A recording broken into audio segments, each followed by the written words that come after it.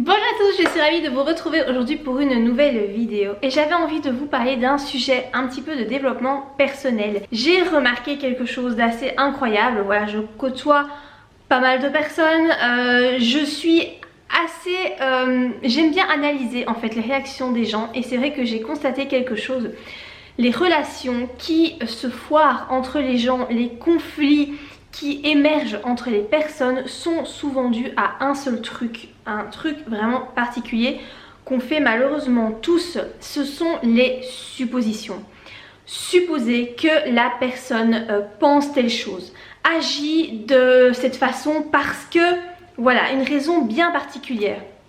Nous faisons tous des suppositions pour tout et n'importe quoi. Le problème c'est que comme nous supposons connaître la pensée des autres, nous en faisons une affaire personnelle et c'est de là qu'émergent les conflits. On commence à en vouloir à la personne et puis ça peut tourner vite au drame. Du coup, ce qu'on aime bien faire aussi, c'est médire. Voilà, vous allez trouver votre collègue, votre copine, peu importe, et dire ouais, t'as entendu ce qu'elle a dit, ou t'as vu comment elle a réagi, elle est pas venue manger avec nous ce midi, ouais, ça veut certainement dire ça, ouais, c'est peut-être parce que j'ai dit tel truc et du coup ça lui a pas plu, donc elle m'en veut, gna gna gna. Et voilà comment naissent les médisances. Vous allez commencer à en vouloir à la personne parce que vous pensez qu'en fait, si elle agit comme ça, c'est parce que elle vous en veut. Et ça crée une ambiance de merde. Dites-vous bien qu'on ne voit et qu'on entend que ce qu'on veut bien. La réalité, bien souvent, nous passe sous le nez. Nous interprétons les choses. Nous, voilà, je pense que c'est humain. Chacun fait ça, mais on n'arrive jamais vraiment à voir la réalité telle qu'elle est. Le problème en fait, pourquoi est-ce qu'on fait ça, qu'on suppose tout le temps? Tout simplement c'est parce qu'on a peur d'aller poser directement la question à la personne. Si on a l'impression que la personne nous en veut ou que voilà, elle agit d'une telle façon parce que on a dit quelque chose qui n'a pas plu ou parce qu'on n'a pas fait quelque chose qu'elle attendait, pourquoi est-ce qu'on ne va pas directement poser la question? Tout simplement parce que on est tétanisé par la peur. Voilà, on a peur d'avoir la réponse et donc on préfère supposer et se créer un climat pourri, se pourrir la vie, se pourrir la tête, être triste, être mal, tout ça parce qu'on n'a pas osé directement aller poser la question. Le souci vraiment que nous sommes beaucoup à voir, c'est que nous avons l'impression que tout le monde vit dans la même réalité que nous avons tous le même mode de pensée, que voilà, tout ce qu'on vit, en fait, notre façon de percevoir le monde est le même pour tout le monde. Or, c'est pas du tout le cas. Et ça, c'est vraiment quelque chose qu'il faudrait essayer de retenir, de se dire que ta réalité n'est pas la même que celle de ton voisin, de ton ami, de ton conjoint, de ton collègue, de ta mère, de ton père. On a tous notre propre réalité et notre propre interprétation des choses et ça c'est problématique parce que du coup on s'imagine que l'autre pense comme nous mais en fait c'est pas du tout le cas. Il ne faut pas hésiter non plus à donc non seulement poser des questions mais également demander des explications si on pense qu'on n'a pas bien compris. Il faut vraiment essayer de se détacher de cette peur et de ne pas hésiter à poser des questions en toute bienveillance. Alors évidemment pas en agressant la personne en disant ouais et pourquoi t'as dit ça?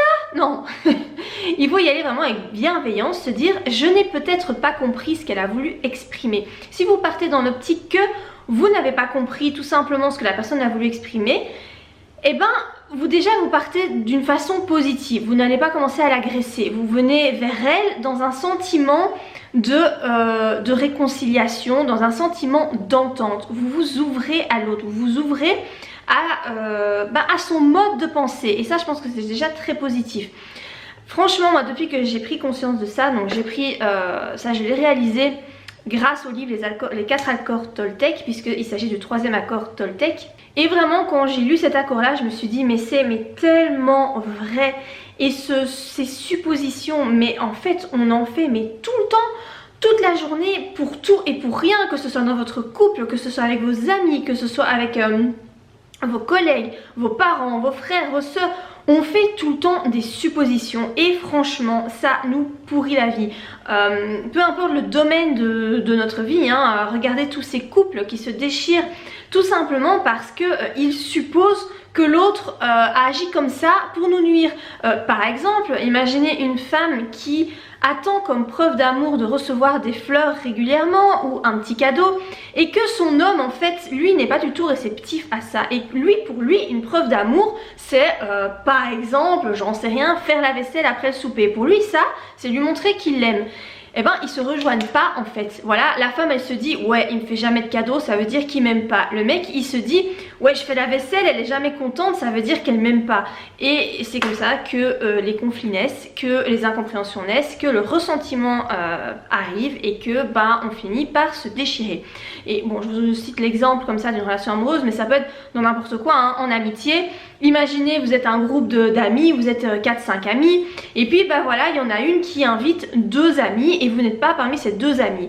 Peut-être qu'elle a envie de voir ces 2 amis là pour une raison particulière, parce que elle veut poser des questions à cette amie en question en rapport avec son boulot, ou parce qu'elles ont des enfants et qu'elle a des questions à poser, ou peu importe, ça peut être 36 000 raisons et vous allez peut-être vous dire ouais en fait c'est parce qu'elle les préfère ces 2 là alors que moi bah, elle m'aime moins.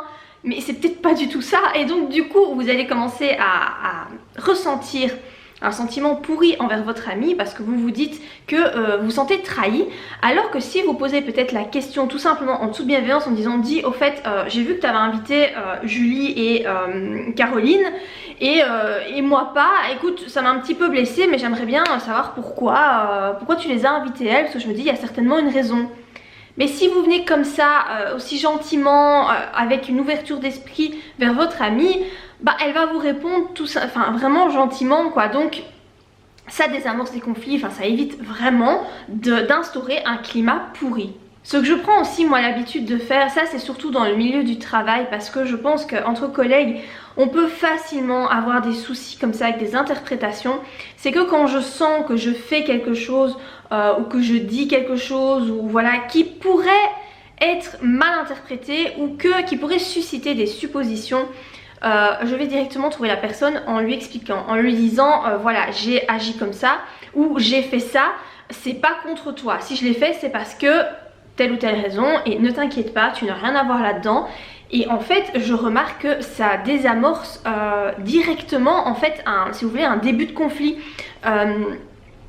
Et je pense que c'est bien reçu, en tout cas à chaque fois que je le fais, c'est très bien reçu parce que la personne voit que bah, je veux pas lui nuire, je lui veux pas du mal et voilà tout simplement j'explique. Vous n'êtes pas toujours obligé de rentrer dans les détails, hein. Moi j'ai des périodes comme ça par exemple où j'ai juste envie d'être seule, par exemple manger le temps de midi seule, d'être dans ma bulle, qu'on vienne pas me parler parce que voilà je suis trop mal ou parce que mes émotions prennent tellement de place dans ma tête qu'en fait je ne m'y retrouve plus et j'ai vraiment besoin d'être seule avec moi-même.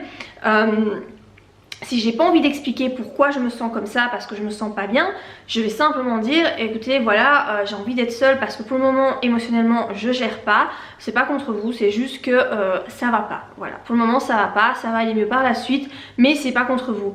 Mais d'office que ça désamorce directement un conflit qui pourrait naître.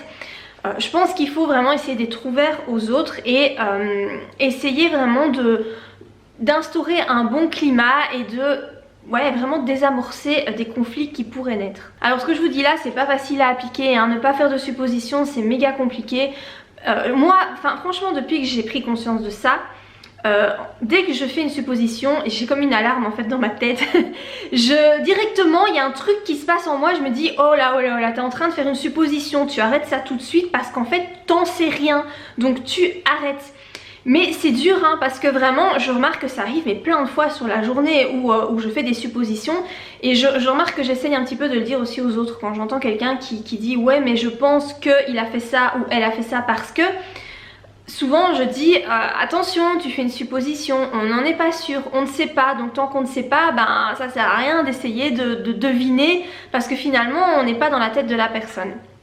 Je pense que c'est un travail de longue haleine d'arrêter de faire des suppositions, mais en avoir conscience c'est déjà un grand pas. Moi je vois vraiment la différence depuis que j'en ai conscience et puis il faut pas hésiter à poser des questions. Voilà donc ce que je voulais vous dire par rapport à ça, vraiment mettez vos peurs de côté et n'hésitez pas à aller poser des questions, c'est difficile mais je pense que quand on fait ça c'est vraiment la meilleure façon d'avoir des relations saines avec son entourage, d'éviter les conflits et voilà, juste de s'ouvrir aux autres et de s'ouvrir à la réalité de l'autre. Voilà pour cette vidéo, j'espère qu'elle vous aura un petit peu aidé, qu'elle vous aura amené un petit peu de motivation, de positivité dans votre vie. N'hésitez pas à interagir sous cette vidéo, n'hésitez pas non plus à la partager si vous pensez que ça pourrait faire du bien à quelqu'un d'entendre tout ce que je viens de dire. Et moi je vous dis à très bientôt pour de prochaines vidéos. Bye!